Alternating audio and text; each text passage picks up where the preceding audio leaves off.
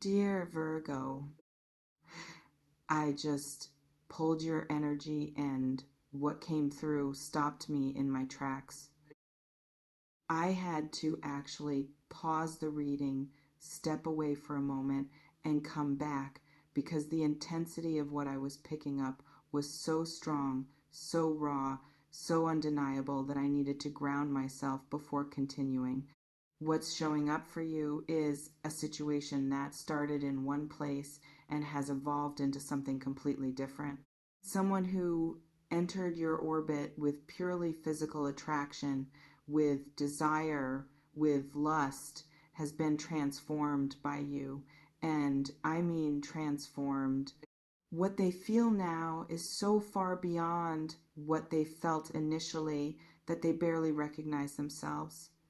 And it's all because of you, because of who you are, because of the energy you carry, because of your absolutely badass, unapologetic, magnetic self.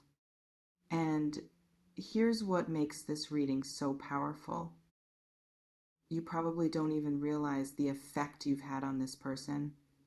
You're just being yourself, living your life, doing your thing, not trying to impress anyone, not performing, not chasing, just existing in your power. And that authentic confidence, that self-possession, that refusal to shrink or perform or need validation, that's what's driven them absolutely wild. That's what's turned initial attraction into full-blown obsession. That's what's made them fall in love with you without you even trying, without you even knowing. So settle in, get comfortable, maybe pour yourself a drink because we're about to dive deep into someone's psyche, into their transformation, into the journey they've been on from I want them physically to I need them in my life permanently.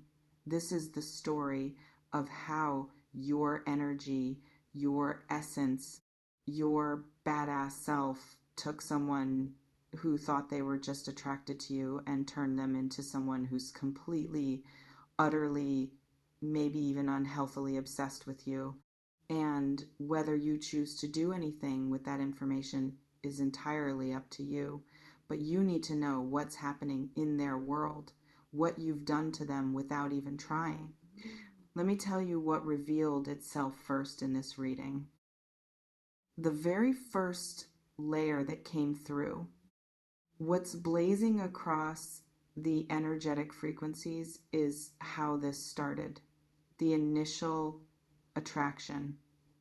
And I need to be honest with you about this because the beginning of this story is purely physical, purely carnal. This person saw you and their first thought wasn't about your personality or your mind or your soul. Their first thought was raw physical attraction. They looked at you and wanted to touch you, wanted to have you, wanted to experience you physically without any emotional attachment or deeper connection. And there's no judgment in that. Physical attraction is natural, it's human, it's how a lot of connections begin. But here's what's important. That's all they thought it was going to be.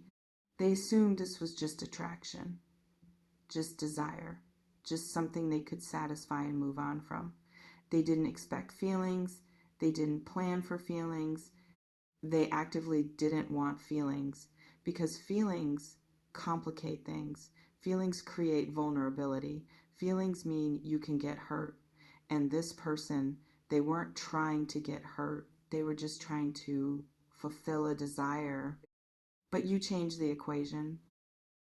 You completely disrupted their plan because what they discovered when they actually interacted with you, when they actually got to know you beyond the physical, when they experienced your energy, your personality, your mind, your humor, your confidence, your absolute refusal to be anything other than exactly who you are, they realized they were in trouble, deep trouble, because you weren't just attractive, you were fascinating. You were magnetic. You were unlike anyone they'd encountered before, and that realization terrified them because they could feel themselves falling, and they did not want to fall. The second layer revealing itself is about your energy specifically. What is it about you that created this transformation? And what's streaming through the spiritual channels is your authenticity, your realness, your absolute lack of performance. You don't play games. You don't pretend to be less intelligent to make people comfortable. You don't soften your opinions to be more palatable. You don't shrink yourself to fit into spaces that are too small for you. You don't perform femininity or masculinity or anything else according to someone else's script. You just are who you are unapologetically, completely, authentically. And that confidence, that self-possession, it's intoxicating. Most people are performing all the time, adjusting themselves to match what they think others want, hiding parts of themselves that might be too much or too intense or too different, but not you. You walk into rooms fully yourself. You speak your mind. You take up space. You exist loudly and proudly and without apology. And for someone who's used to people who perform, who's used to people who adjust and accommodate and minimize themselves, encountering someone like you is shocking. It's disruptive. It's captivating.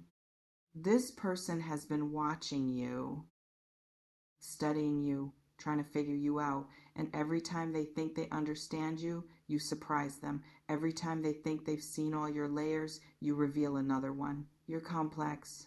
You're multifaceted. You're not one-dimensional. You contain multitudes. And that depth, that complexity, that refusal to be easily categorized or understood, it's what's hooked them. They started with lust, but lust turned to fascination. Fascination turned to admiration. Admiration turned to respect. And respect, combined with attraction, turned into something much more dangerous, into love, into obsession.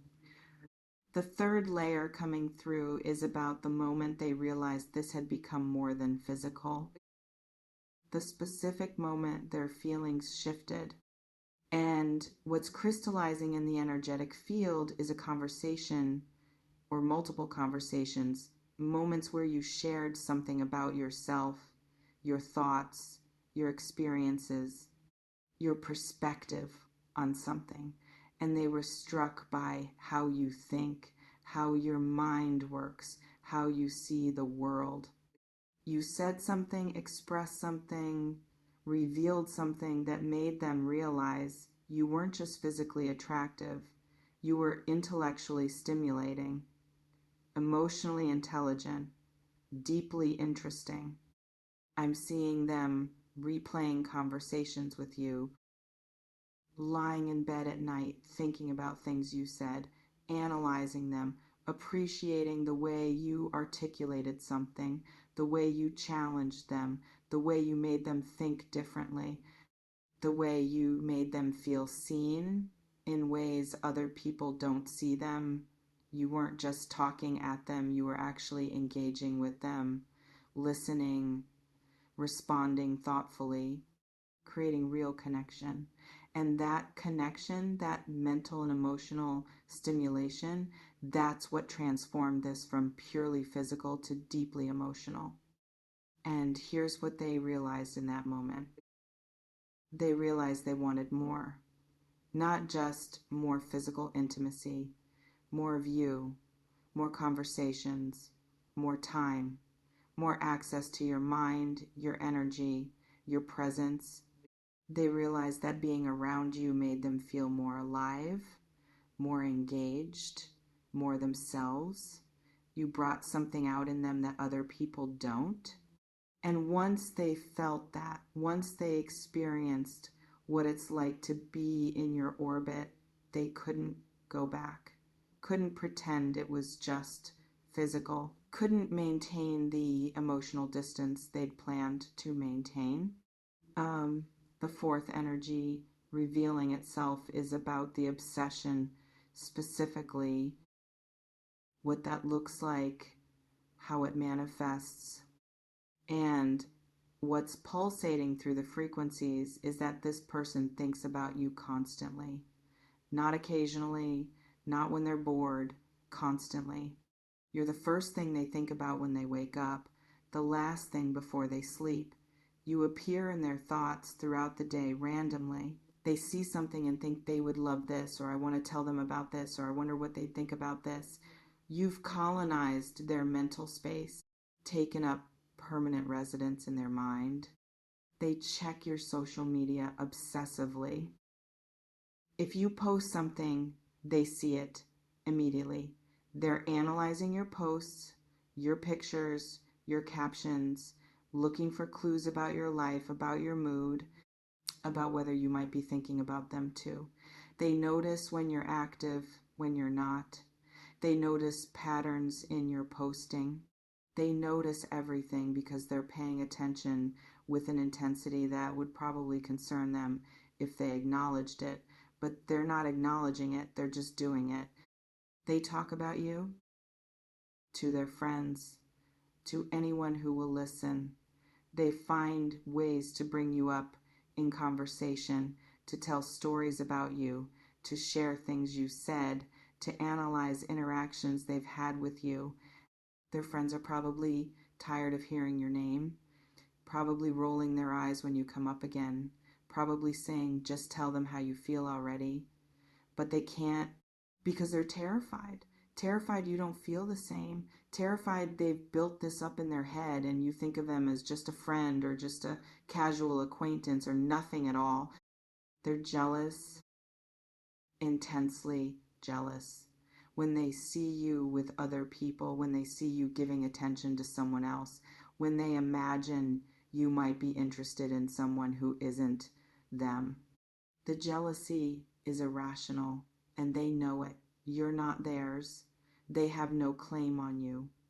But the jealousy doesn't care about logic. It exists anyway, consuming, uncomfortable, making them feel things they don't want to feel, revealing depths of attachment they didn't plan to develop. The fifth layer showing itself is about what they love about you specifically, beyond the physical, beyond the obvious.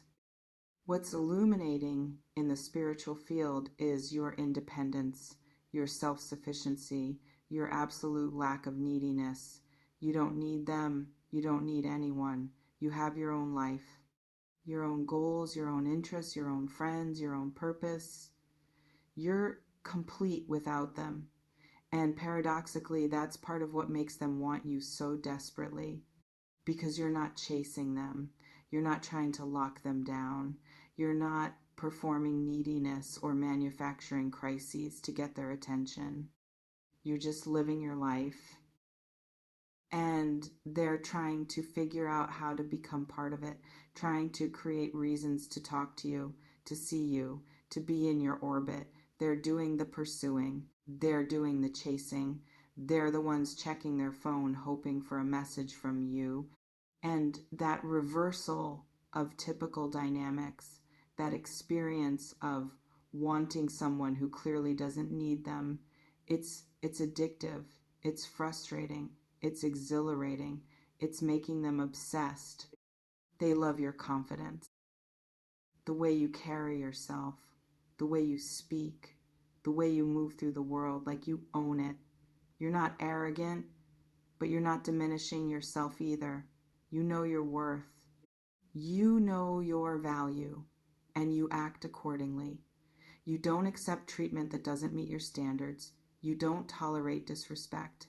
You don't settle. And watching you maintain those boundaries, watching you honor yourself, it's attractive on a level they can't even articulate. It makes them want to rise to meet you, to be worthy of you, to become better themselves.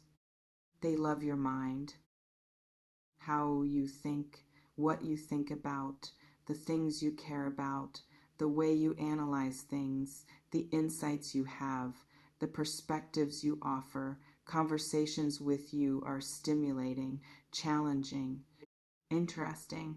You make them think. You make them question things they've taken for granted. You introduce them to ideas and concepts and ways of seeing the world that they hadn't considered. And that intellectual connection, that mental stimulation, it's created emotional intimacy they didn't anticipate. And they love your authenticity, your realness, your refusal to perform or pretend. What they see is what they get with you. You're not hiding parts of yourself. You're not curating a perfect image. You're messy and complex and contradictory and human. And that humanity, that realness, it's refreshing, it's rare. It's something they didn't know they needed until they experienced it with you. And now they can't imagine going back to connections that are more surface, more performed, less real. The sixth energy coming through is about what they're afraid of, why they haven't told you how they feel. And what's radiating through the emotional frequencies is fear of rejection primarily. They're terrified you don't feel the same. Terrified they've built this entire thing up in their head and you see them as just a friend or just someone you hooked up with casually or just an acquaintance or nothing significant at all. The gap between how much they feel and how much they fear you might not feel is enormous, and that gap is paralyzing. They're also afraid of ruining what exists.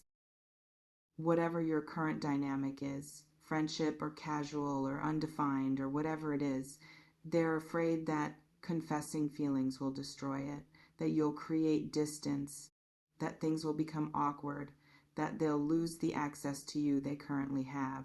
So they're stuck wanting more, but terrified that asking for more will result in losing what they have. It's an impossible position, and it's keeping them silent even though the feelings are consuming them. And there's fear of vulnerability. This person might not be someone who admits feelings easily, might have walls up, might have been hurt before, might pride themselves on being independent or unbothered or emotionally controlled. And what they're feeling for you is the opposite of controlled. It's overwhelming. It's destabilizing. It's making them feel things they don't want to feel. And admitting it, saying it out loud, makes it real, makes them vulnerable, opens them up to potential pain, and they're not sure they're ready for that risk. The seventh layer revealing itself is about what's going to happen with this situation, where this is headed, and what's crystallizing in the spiritual field is that this person is reaching a breaking point. The feelings are too strong to contain much longer. The obsession is too intense to keep hidden. They're going to have to do something, have to say something, have to make a move, because holding this inside is becoming unbearable. It's affecting their daily life, their mental health, their ability to focus on anything else. I am seeing a confession coming. Maybe not immediately, but within the next several weeks to couple of months, they're building courage, working themselves up to it, rehearsing what they'll say, trying to find the right moment, the right words, the right approach. And when they finally tell you, it's going to be intense, it's going to be vulnerable, it's going to be raw. They're not going to be casual about it. They're going to lay it all out, tell you everything, how it started as just attraction and became so much more, how they can't stop thinking about you, how you've affected them in ways no one else has. Or if they're too afraid to confess directly, their behavior is going to make it obvious. They're going to increase contact, increase effort, increase pursuit. They're going to create opportunities to see you, to talk to you, to be around you. They're going to show you through actions what they can't yet say with words. And if you're paying attention, if you're watching for the signs, you'll see it. You'll see someone who's completely hung up on you, who's obsessed with you, who's in love with you, even if they haven't said those words yet. The eighth layer showing itself is about what you should do with this information, how you should navigate this situation. And what's streaming through the guidance frequencies is first, recognize your power. Understand the effect you have, not from ego, not to manipulate, but to make informed choices. You've affected this person profoundly, transformed their initial lust into deep emotional attachment. That's significant, that's real, and you need to decide what you want to do with that reality. If you're interested in them too, give them signs. Make it easier for them to confess. Create openings. Be available. Be responsive. Show interest. Don't make them guess. Don't play hard to get if you actually want them. They're already terrified of rejection. If you're into them, let them know through your actions, through your energy, through your responsiveness. Give them the green lights they need to take the risk of being vulnerable with you. If you're not interested, create boundaries now. Before the confession, before things get more complicated. If you've picked up on their feelings and you don't reciprocate, the kindest thing you can do is create distance. Pull back your energy. Be less available. Don't give mixed signals. Don't accept the benefits of their attention and pursuit.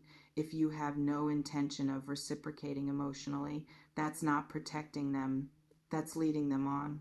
Be honest. Be clear.